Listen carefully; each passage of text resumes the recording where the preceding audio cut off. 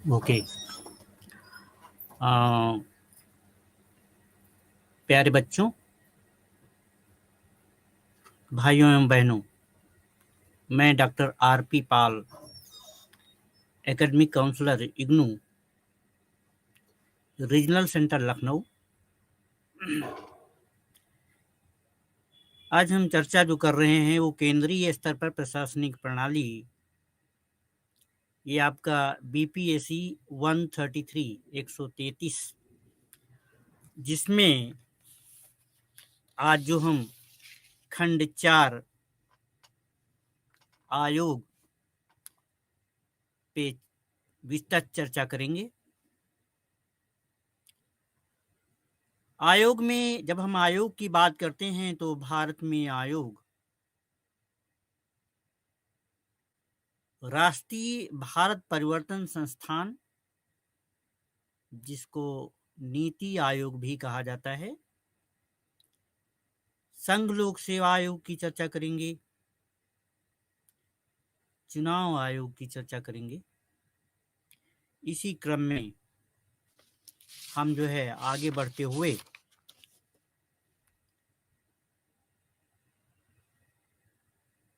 कई संगठन और स्वतंत्र निकाय ऐसे भी हैं जो मंत्रालयों द्वारा नियंत्रित नहीं हैं।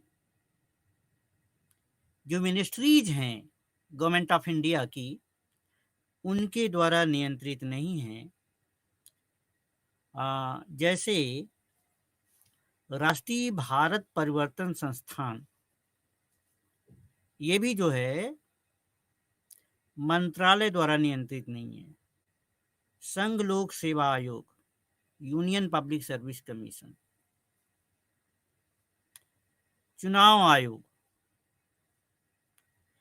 वित्त आयोग, केंद्रीय सतर्कता आयोग और प्रशासनिक सुधार आयोग, ये ऐसे निकाय हैं जो मंत्रालयों द्वारा नियंत्रित नहीं हैं। राष्ट्रीय भारत परिवर्तन संस्थान, जिसे हम नीति आयोग के नाम से भी जानते हैं, जैसे कुछ निकाय हैं जिसे सरकार के शासकीय आदेश के तहत बनाए गए हैं। उनकी रचना के बावजूद इन निकायों को विशिष्ट शक्तियों और कार्य सौंपे जाते हैं जो उन्हें किसी भी प्रकार के राजनीतिक हस्तक्षेप के बिना स्वतंत्र रूप से काम करने में सक्षम बनाते हैं। इन निकायों ने सरकार को आवश्यक जानकारी और सहायता प्रदान की, जिससे कि केंद्र सरकार कुशलतापूर्वक योजना बना सके, नीतियां बना सकें और अपनी नीतियों और कार्यक्रमों को उचित तरीके से, उचित तरह से कार्यान्वित भी कर सकें। एक आयोग आमतौर पर सरकार द्वारा नियुक्त किया गया एक निकाय होता है और इसके सदस्य निर्वाचित नहीं होते। यह एक निर्धारित सत्र के लिए कार्य करता है और विशिष्ट शक्तियों एवं प्राधिकार के साथ निश्चित कार्य करता है। एक बार सदस्यों निर्दिष्ट कार्यकाल समाप्त हो जाने के बाद एक नया गुट नियुक्त किया जाता है।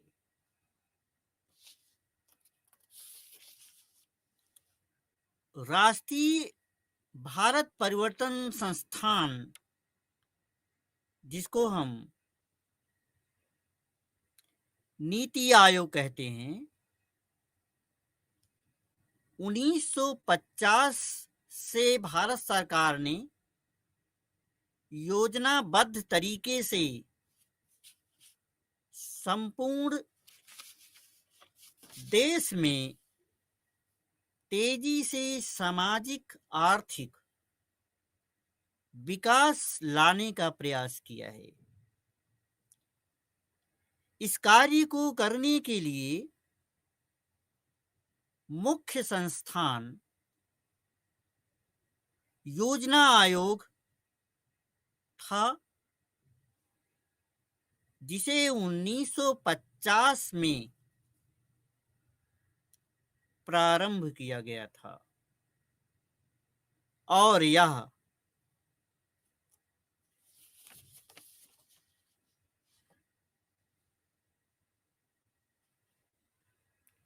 2014 के अंत तक कार्य करता रहा। इसके बाद जनवरी 1915 1 जनवरी 1915 को योजना आयोग को राष्ट्रीय भारत परिवर्तन संस्थान, national institute for transforming India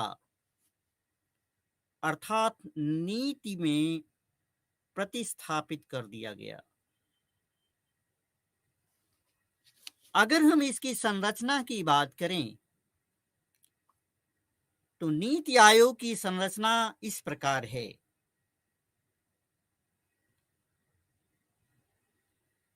अध्यक्ष के रूप में भारत का प्रधानमंत्री होता है। भारत का प्रधानमंत्री नीति आयोग का अध्यक्ष होता है। उपाध्यक्ष प्रधानमंत्री द्वारा नियुक्त किया जाता है। संचालक परिषद में सभी राज्यों के मुख्यमंत्री और केंद्र शासित प्रदेशों के उपराज्यपाल होते हैं। क्षेत्रीय परिषदों का गठन किया जाता है। इस क्षेत्रीय परिषदों में एक से अधिक राज्य व क्षेत्र को प्रभावित करने वाले विशिष्ट मुद्दों और आकस्मिकताओं का समाधान कर सकें, इसलिए क्षेत्रीय परिषदों का गठन किया जाता है। इनका गठन एक निर्दिष्ट कार्यकाल के लिए ही होता है। क्षेत्रीय परिषदों की अध्यक्षता प्रधानमंत्री द्वारा की जाती है और इसमें संबंधित क्षेत्रों के संबंधित राज्यों के मुख्यमंत्री और उपराज्यपाल सम्मिलित होते हैं। फिर पूर्णकालिक सदस्य होते हैं, अंशकालिक सदस्य होते हैं। इन अंशकालिक सदस्यों में अधिकतम 2 होती है।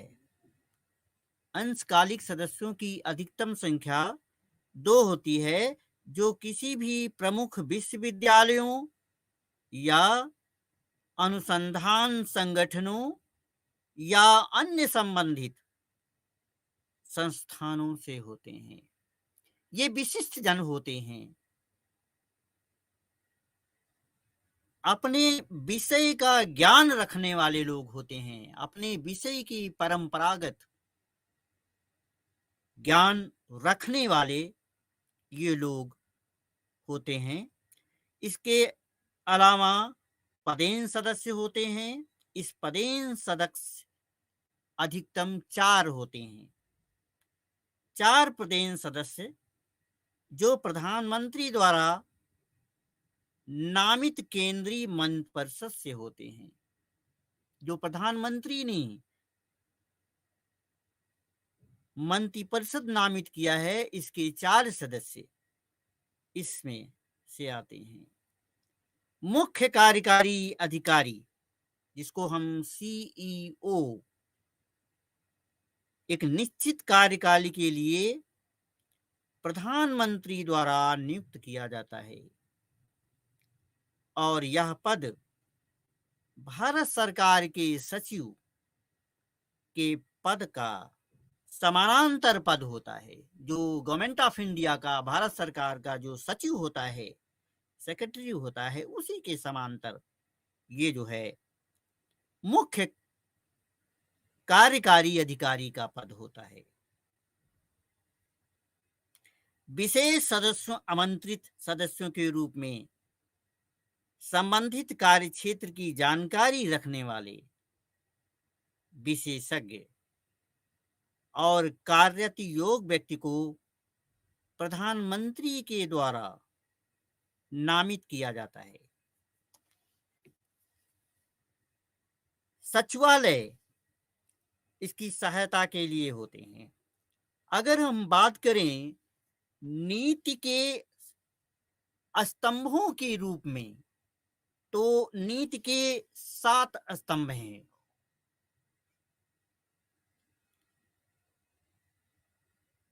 पहला, प्रथम, जन समर्थक, समाज के साथ व्यक्तियों की आकांक्षाओं को पूरा करते हैं, ये जन समर्थक। सेकंड, द्वितीय, गतिविधि समर्थक, नागरिकों की आवश्यकताओं की अनुक्रिया में। नंबर 3, भागीदारी, इसमें नागरिकता का समावेशन होता है।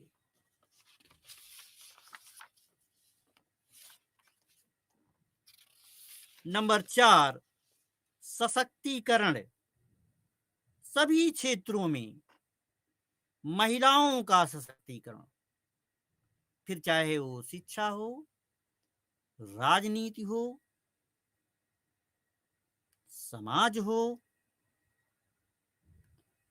आर्थिक गतिविधियां हों, इन सभी क्षेत्रों में महिलाओं का सशक्तिकरण। समावेशन, अनुसूचित जाति, अनुसूचित जनजाति और अन्य पिछड़ा वर्ग, माइनॉरिटी, अल्पसंख्यक, गरीब और वंचित लोगों का समावेशन इनके द्वारा होता है। समानता, युवाओं के लिए नाना प्रकार के अवसर, वो चाहे रोजगार के अवसर हों, शिक्षा के क्षेत्र में अवसर हों।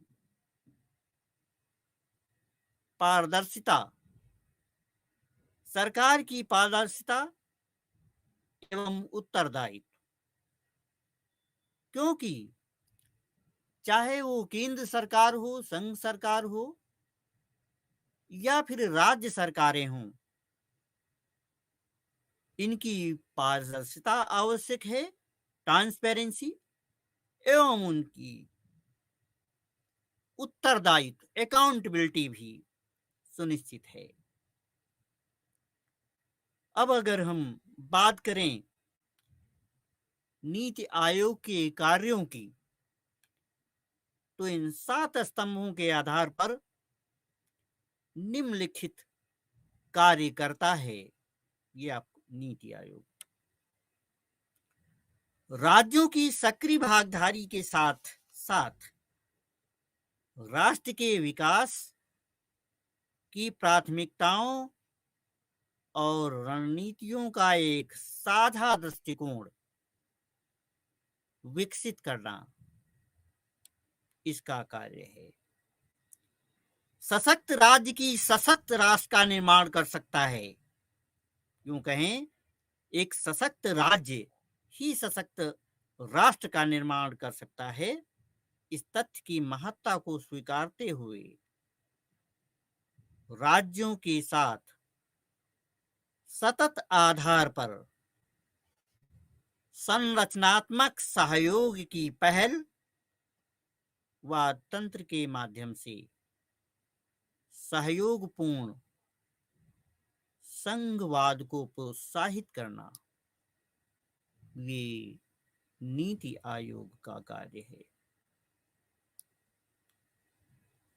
ग्राम स्तर पर विश्वसनीय योजनाएं बनाने के लिए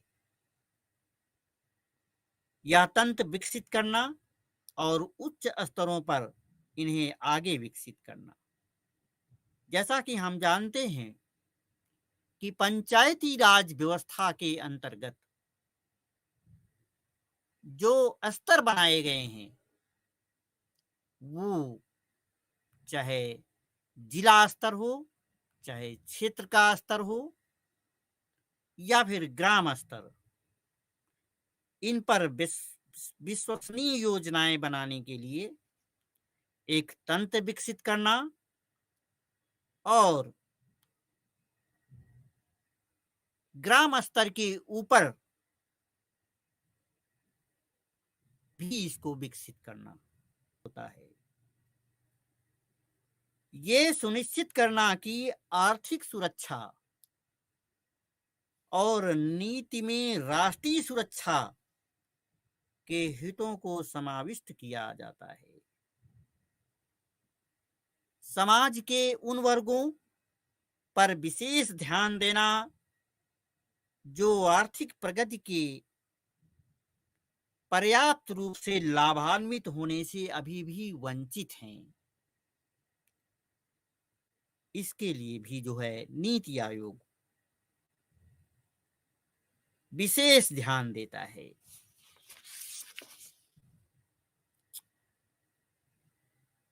दीर्घकालिक नीतियों और कार्यक्रमों को बनाना और साथ ही उनकी प्रगति और क्षमता की निगरानी करना, निगरानी के आधार पर संशोधन सहित नवीन सुधार करना, ये भी नीति आयोग का कार्य है। शैक्षिक और नीति अनुसंधान संस्थानों के बीच भागीदारी को प्रोत्साहित करना भी नीति आयोग का कार्य है। विकास एजेंडे के कार्यान्वयन में तेजी लाने के लिए अंतर क्षेत्रीय और अंतर विभागीय मुद्दों के समाधान के लिए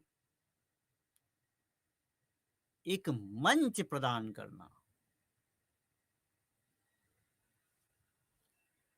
एक अत्याधुनिक संसाधन केंद्र बनाना जो सुशासन, गुड गवर्नेंस तथा सतत और न्याय संगत विकास की सर्वश्रेष्ठ कार्य प्रणाली का भंडार करने के साथ साथ हितधारियों जानकारी पहुंचाने में भी नीति आयोग मदद करता है। आवश्यक संसाधनों की पहचान करना जिससे सेवाएं प्रदान करने में सफलता की संभावनाओं का प्रबल बनाया जा सके और साथ ही उनका मूल्यांकन तथा उनकी निगरानी भी की जा सके। प्रौद्योगिकी उन्नयन पर ध्यान देना, कार्यक्रमों और नीतियों के प्रभावी कार्यान्वयन के लिए क्षमता निर्माण करना।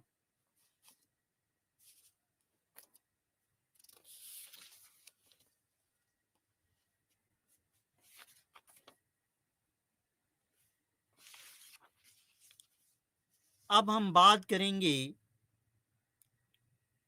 संघ लोक सेवा आयोग। बच्चों, आप लोगों ने संघ लोक सेवा आयोग का नाम सुना होगा। Union public service commission, UPSC. UPSC की जरूरत क्यों है? यूपीएससी की जरूरत क्यों पड़ी? इसका निर्माण, इसकी संरचना क्यों की गई? हमारे भारतीय संविधान में संघ लोक सेवा आयोग का संवैधानिक प्रावधान क्या है और इसके प्रमुख कार्य क्या हैं? हम लोग इस पे जो है चर्चा करेंगे। जैसा कि हम जानते हैं, सरकारी गतिविधियों के कुशल विस्तार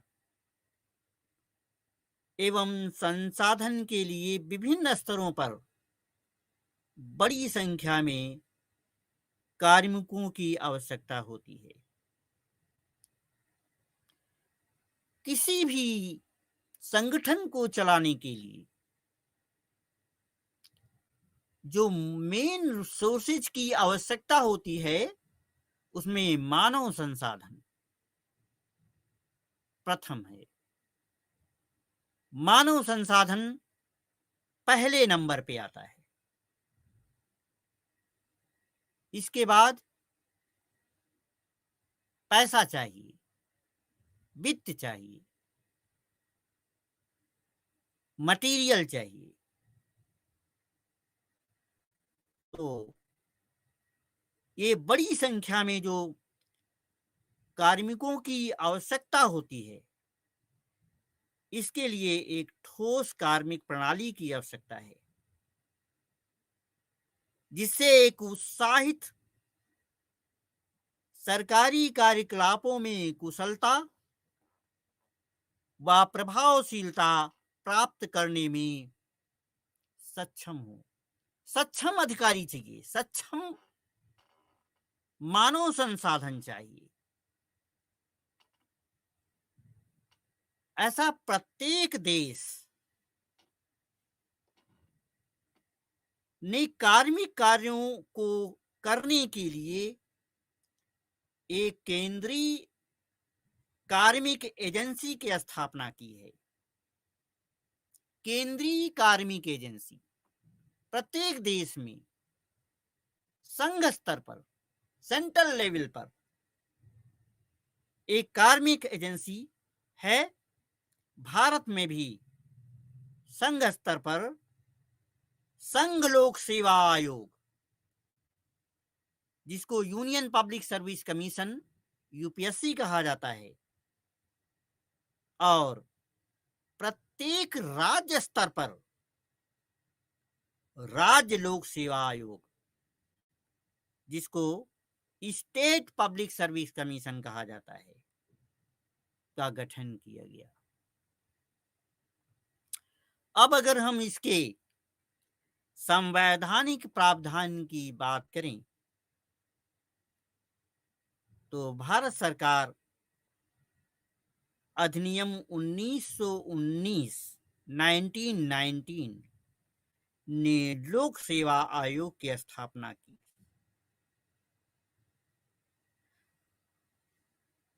आयोग ने इसे समर्थन देने के लिए 1926 में एक केंद्रीय लोक सेवा आयोग की स्थापना की। साइमन कमीशन के सुझावों को मानकर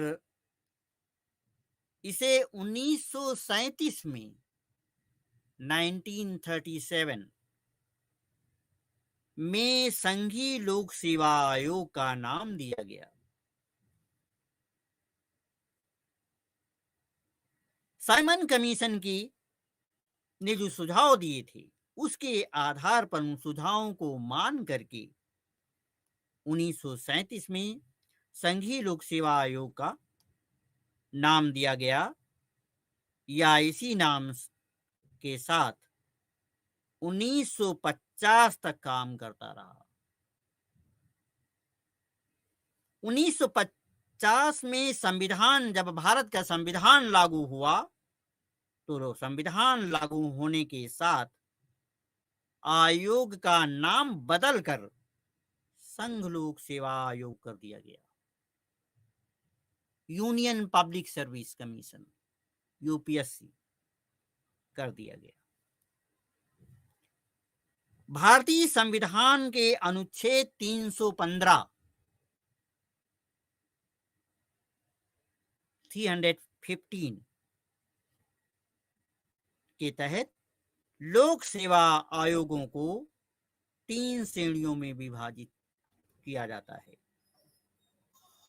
संघ लोक सेवा आयोग ये संघ की सेवा करने के लिए, केंद्र सरकार की सेवा करने के लिए होते हैं।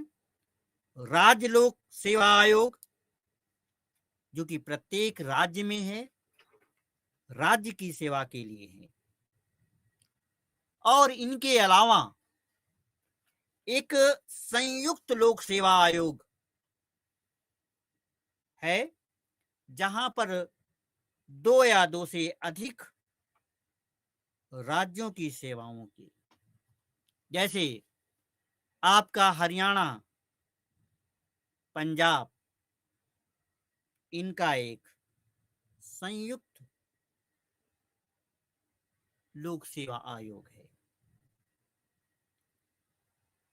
क्योंकि इन दोनों राज्यों की राजधानी एक है, इसलिए यहां पर संयुक्त लोक सेवा आयोग की स्थापना की गई है। भारत में राष्ट्रपति की स्वीकृति से संघ लोक सेवा आयोग राज्यों की मदद भी करता है।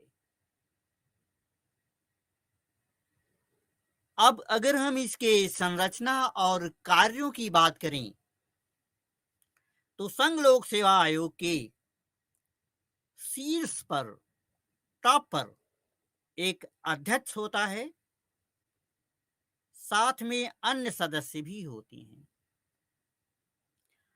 भारत के संविधान में सदस्यों की संख्या निश्चित नहीं है, बल्कि सदस्यों की संख्या निर्धारित करने के लिए भारत के राष्ट्रपति को अधिकृत करता है। हमारा संविधान भारत के राष्ट्रपति को यह शक्ति देता है कि वो सदस्यों की संख्या कम या अधिक कर सके। 1950 में जब संघ लोक सेवा आयोग अस्तित्व में आया तो इसमें एक अध्यक्ष के साथ साथ 4 सदस्य होते थे। इसके सदस्यों की संख्या आमतौर पर इस समय 6 से 10 सदस्यों के बीच घटती बढ़ती रहती है, और ये घटाने और बढ़ाने का जो अधिकार है वो भारत के राष्ट्रपति के पास में है। अनुच्छेद 316 आर्टिकल 316 के प्रावधानों के अनुसार अध्यक्ष और आयोग के अन्य सदस्यों की नियुक्ति भारत के राष्ट्रपति द्वारा की जाती है। आयोग के सदस्यों के संबंध में राष्ट्रपति यह सुनिश्चित कर राष्ट्रपति को ये सुनिश्चित करना होता है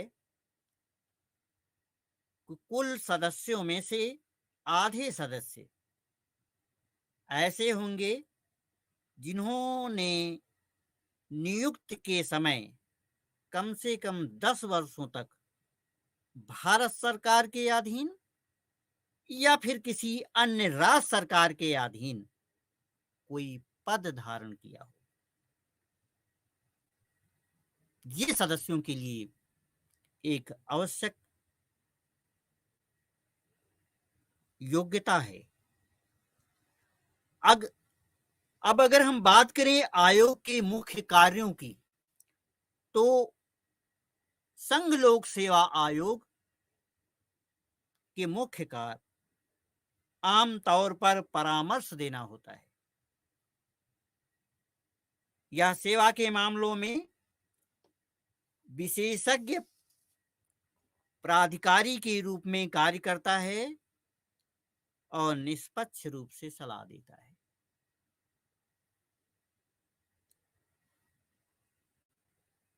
संघ लोक सेवा आयोग निम्नलिखित मामलों में भी केंद्र सरकार को सलाह देता है।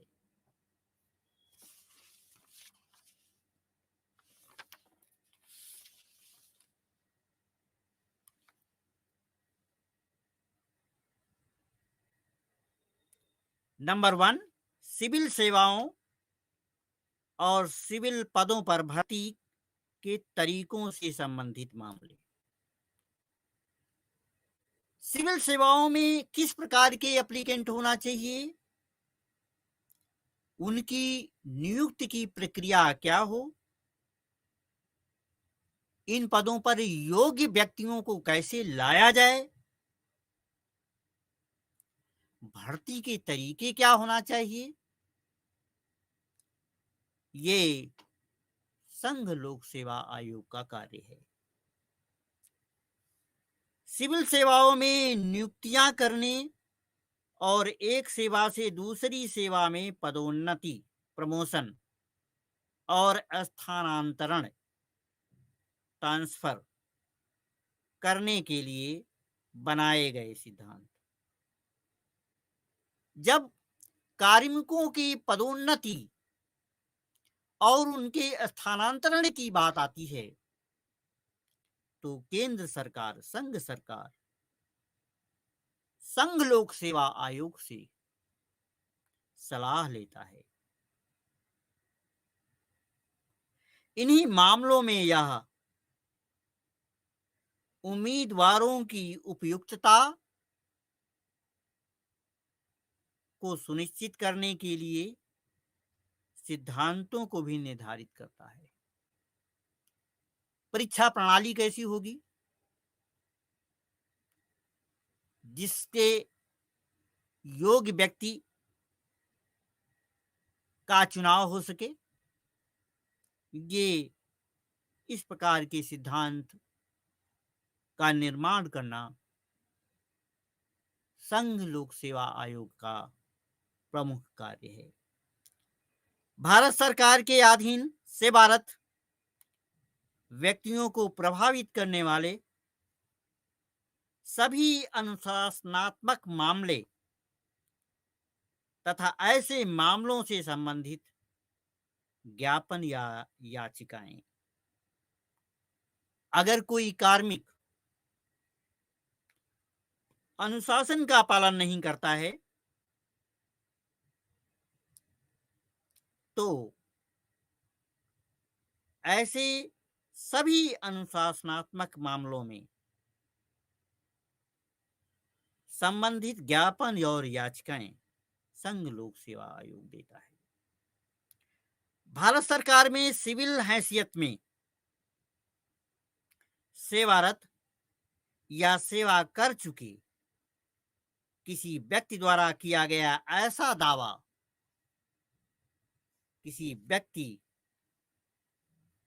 द्वारा किया गया ऐसा दावा जिसमें कर्तव्य के निष्पादन में किए गए कार्य के विरुद्ध हुई कानूनी कार्यवाही से अपने बचाव पक्ष में किए गए खर्च के संबंध में भारत की संचित निधि में से धनराशि की मांग की गई हो। कोई अन्य मामला जो समय समय पर राष्ट्रपति द्वारा आयोग को भेजा जाए, उस पे सलाह देना। प्यारे बच्चों, ध्यान देने की बात यह है कि उपरोक्त सभी मामलों में आयोग केवल एक सलाह की क्षमता से कार्य करता है। यह एक प्रकार की एडवाइजरी बॉडी है, निर्देश नहीं दे सकता, सलाहकार की भूमिका अदा करता है।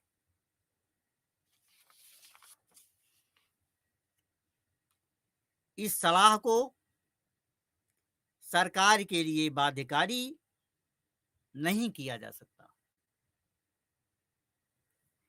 इसके अतिरिक्त इसे नियमित रूप से किए गए कार्यों की वार्षिक रिपोर्ट राष्ट्रपति को प्रस्तुत करनी होती है। संघ लोक सेवा आयोग द्वारा जो नियमित रूप से कार्य किए जा रहे हैं,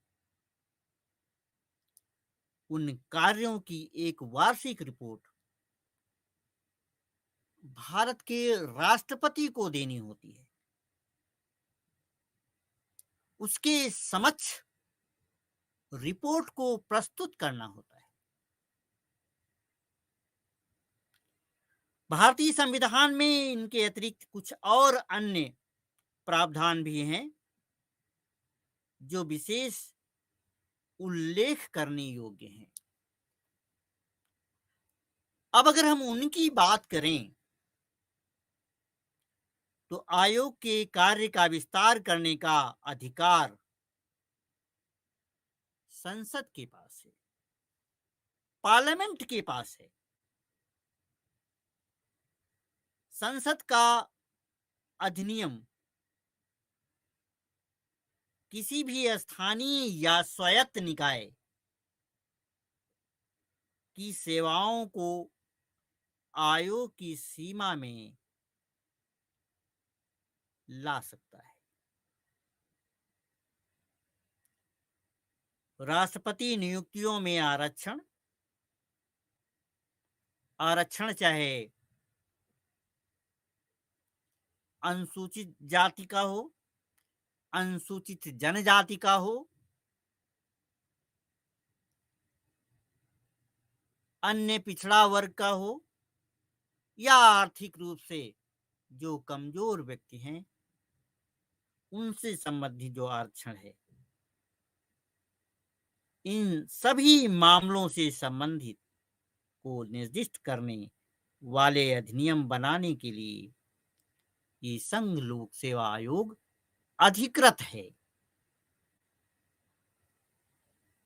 राष्ट्रपति को संविधान में निर्दिष्ट मामलों के अतिरिक्त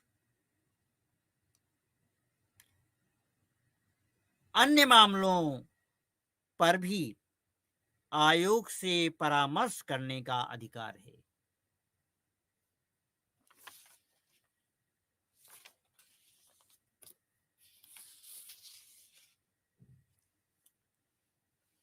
प्यारे बच्चों, अब हम चर्चा करेंगे चुनाव आयोग की। जैसा कि आपको मालूम है कि चुनाव आयोग कितना महत्वपूर्ण है।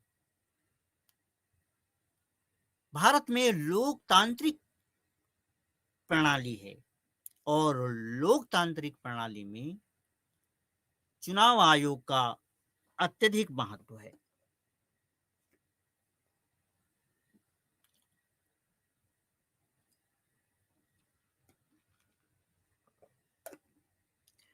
लोकतांत्रिक प्रणाली के लिए स्वतंत्र और निष्पक्ष चुनाव अनिवार्य है और यह संविधान का मूलभूत पहलू भी है। चुनाव आयोग को भारत के चुनावों का संरक्षक माना जाता है। ये जिम्मेदारी चुनाव आयोग की है कि जनता के प्रतिनिधि ईमानदार, स्वच्छ छवि वाले, योग्य, वो हमारी संसद में, राज्यसभा में, विधानसभा में पहुंच सके। इसके लिए ये जिम्मेदारी हमारे चुनाव आयोग की है। अनुच्छेद 324 के तहत ये प्रावधान है कि एक चुनाव आयोग होगा। वर्ष 1989 को, वर्ष 1989 से सभी राजनीतिक दलों को आयोग के साथ पंजीकरण कराना आवश्यक है। जो भी राजनीतिक दल हैं, उन सभी राजनीतिक दलों को वर्ष 1989 से व्यवस्था की गई कि वो चुनाव आयोग के साथ अपना पंजीकरण कराएं। अब अगर हम इसकी संरचना की बात करें तो मुख्य चुनाव आयुक्त और अन्य चुनाव आयुक्तों की सेवा शर्तें नियम 1992 के अनुसार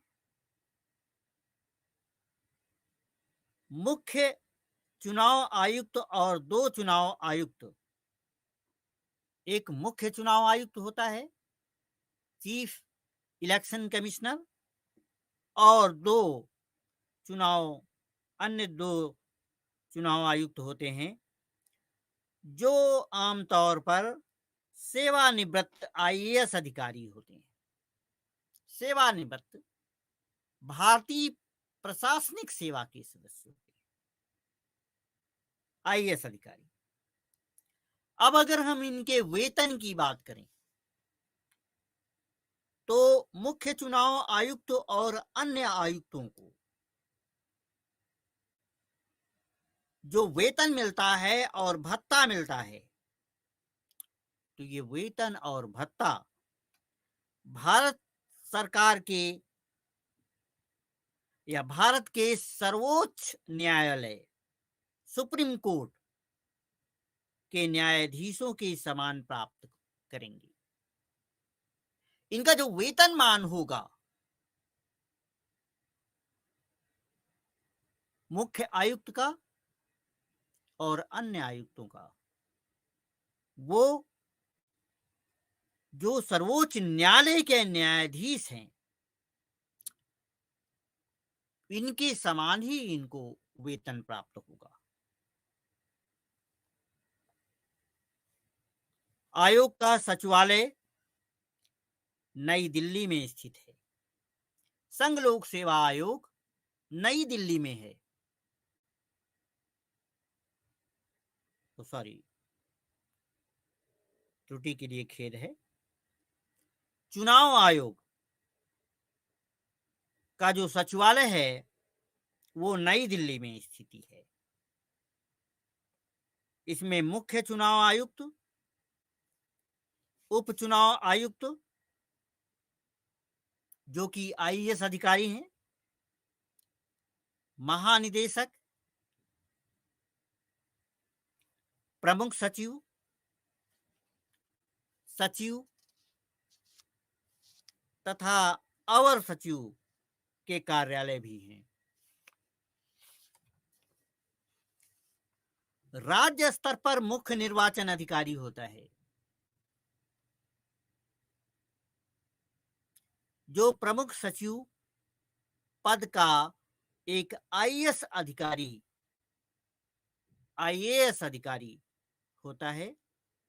संबंधित राज्य में चुनाव के प्रबंधन के लिए उत्तरदायी होता है। राज्य का जो मुख्य निर्वाचन अधिकारी है, वो राज्य के चुनाव के लिए या राज्य के चुनाव के प्रबंधन के लिए उत्तरदायी होता है। जिला और निर्वाचन क्षेत्रों में जिला न्यायाधीश जिला निर्वाचन अधिकारी के रूप में कार्य करता है। निर्वाचन पंजीकरण अधिकारी और निर्वाचन अधिकारी चुनाव से संबंधित कार्यों को संपादित करते हैं। मुख्य चुनाव आयुक्त को उसी प्रकार पद से हटाया जा सकता है जैसा कि भारत के सर्वोच्च न्यायालय के न्यायाधीश को हटाने का प्रावधान है। अन्य चुनाव आयुक्तों को राष्ट्रपति के द्वारा, प्रेसिडेंट ऑफ इंडिया के द्वारा मुख्य चुनाव आयुक्त की सलाह पर हटाया जा सकता है।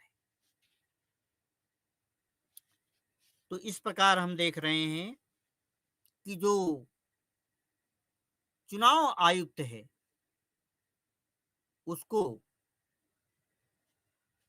शक्ति और प्राधिकार प्राप्त हैं कि भारत में जो जनता के प्रतिनिधि हैं उन पर अंकुश लगाने के लिए इनको हमारे भारतीय संविधान में शक्ति प्रदान की गई है। अब हम बात करेंगे जो चुनाव आयोग के मुख्य कार्य हैं, उनके कार्यों की हम चर्चा करेंगे। चुनाव आयोग की शक्ति और कार्यों का उल्लेख संविधान के अनुच्छेद 324 324 से लेकर 329 329 में किया गया है। चुनाव आयोग देश में स्वतंत्र और निष्पक्ष चुनावों का पर्यवेक्षण करता है। चुनाव आयोग की ये कोशिश होती है कि देश का जो चुनाव हो रहा है, चाहे वो लोकसभा का चुनाव हो, चाहे वो राष्ट्रपति का चुनाव हो,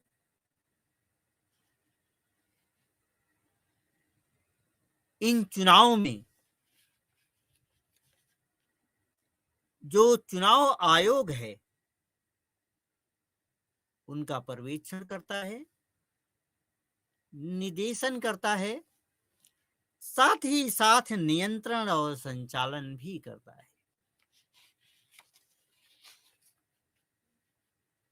या लोकसभा और राज्य विधानसभा के प्रत्येक निर्वाचन क्षेत्र की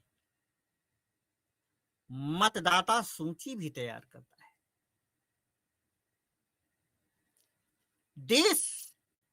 हमारे देश की एक बड़ी जनसंख्या है जिसमें 18 साल से लेकर के ऊपर के लोगों को वोटिंग का अधिकार प्राप्त है। तो प्रत्येक साल चुनाव से पहले लोकसभा और राज्यसभा, विधानसभा जो निर्वाचन क्षेत्र है वहां की मतदाता सूची को चुनाव आयोग तैयार करता है।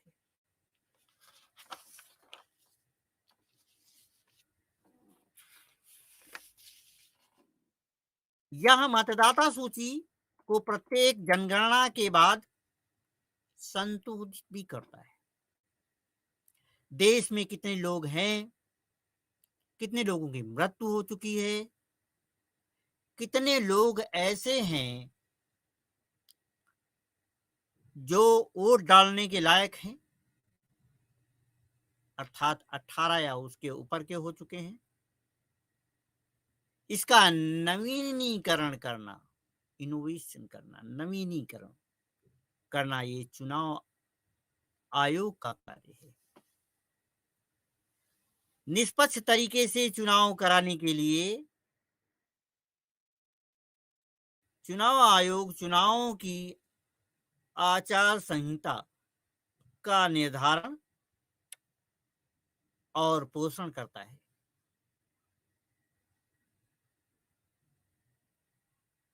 उन्नीस सौ 71 में 5वीं लोकसभा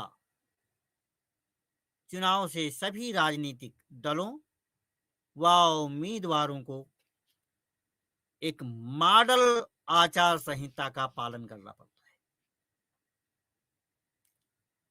1971 के बाद 5वीं लोकसभा जितने भी राजनीतिक दल हैं या जो राजनीतिक उम्मीदवार हैं, इन सभी उम्मीदवारों को एक मॉडल आचार संहिता का पालन करना अनिवार्य है, जो चुनाव आयोग प्रत्येक चुनाव के लिए लागू करता है। जब भी चुनाव होते हैं तो ये आचार संहिता लागू होती है और इसके विपरीत, इसके खिलाफ कोई व्यक्ति नहीं जा सकता, और यदि वो खिलाफ जाता है तो उसे दंडित किया जा सकता है। या लोकसभा और विधानसभा के चुनाव करवाता है। इसका कार्य केवल लोकसभा का ही नहीं, विधानसभा के भी चुनाव हैं। प्रत्येक राज्य में विधानसभा के जो चुनाव हैं, उन चुनावों को करवाना चुनाव आयोग का कार्य है। या भारत के राष्ट्रपति, प्रेसिडेंट ऑफ इंडिया व उपराष्ट्रपति के कार्यालयों के लिए चुनावों का संचालन करता है। मतदाता सूची तैयार करने के साथ ही चुनाव जीतने के लिए निर्वाचक मंडल के प्रत्येक वोट के वेटेज और महत्व को ध्यान में रखते हुए वोटों का कोटा तैयार करता है। ये चुनाव आयोग की जिम्मेदारी है कि भारत का जो राष्ट्रपति है या उपराष्ट्रपति है, उनकी जो कार्यालय हैं, कार्यालयों के लिए चुनाव का संचालन करवाना चुनाव आयोग का मुख्य कार्य है। मतदाता सूची तैयार करवाना चुनाव आयोग का कार्य है, और चुनाव जीतने के लिए जो निर्वाचक मंडल के प्रत्येक वोट के वोटेज और महत्व को ध्यान में रखते हुए वोटों का कोटा भी तैयार करवाना चुनाव आयुक्त का मुख्य कार्य है। चुनाव कराने के लिए चुनाव आयोग मांग कर सकता है,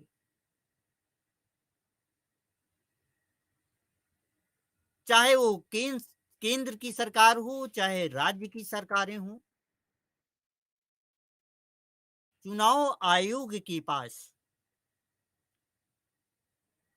ये अधिकार है कि पारदर्शी और निष्पक्ष चुनाव कराने के लिए कार्मिकों की सेवाएं लेना, क्योंकि बड़ी संख्या में, एक बहुत बड़ी संख्या में कार्मिकों की आवश्यकता होती है। इसके लिए चुनाव आयोग केंद्र सरकार से और राज्य सरकारों से कार्मिकों की मांग करती है।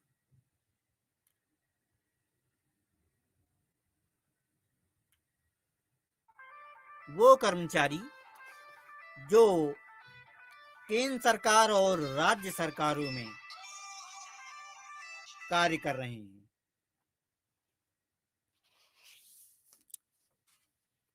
इन कर्मचारियों को चुनाव आयोग सरकार से मांग करता है ताकि सही तरीके से पारदर्शी और निष्पक्ष चुनाव करा सके और केंद्र सरकार के कर्मचारी और राज्य सरकार के कर्मचारी ये सभी चुनाव में मदद करते हैं। कोई व्यक्ति इसके लिए मना नहीं कर सकता। केंद्र और राज्य सरकार के कर्मियों को चुनाव कर्तव्यों को निभाने के लिए भेजना आवश्यक होता है। ये एक आवश्यक कार्य है, इसलिए इस कार्य को करने के लिए चाहे वो केंद्र सरकार हो या राज्य सरकार हो, इसको मना नहीं कर सकती। इसमें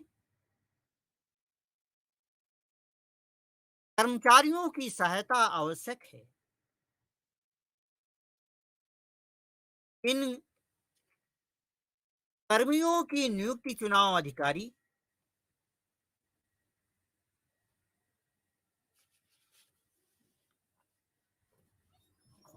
करता है